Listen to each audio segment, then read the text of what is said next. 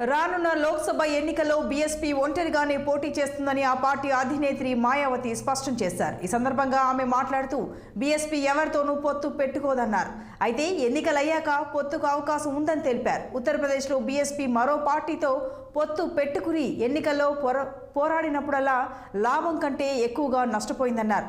తమ పార్టీ ఓట్లు ఇతరులకు బదిలీ అవుతున్నాయని ఆమె పేర్కొన్నారు. దీంతో ఒంటరిగానే పోటీ చేయాలని నిర్ణయించుకున్నట్లు మాయావతి వివరించారు.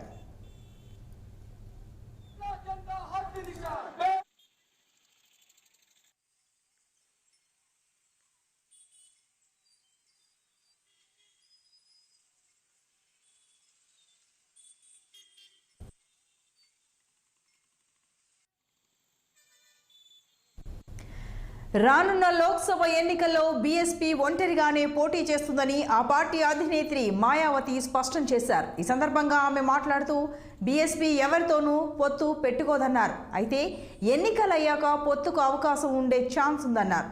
ఉత్తరప్రదేశ్లో బీఎస్పీ మరో పార్టీతో పొత్తు పెట్టుకుని ఎన్నికల్లో పోరాడినప్పుడల్లా లాభం కంటే ఎక్కువగా నష్టపోయిందన్నారు. తమ పార్టీ ఓట్లు ఇతరులకు బదిలీ అవుతున్నాయని ఆమె పేర్కొన్నారు. దీంతో ఒంటరిగానే పోటీ చేయాలని నిర్ణయించుకున్నట్లు మాయావతి వివరించారు.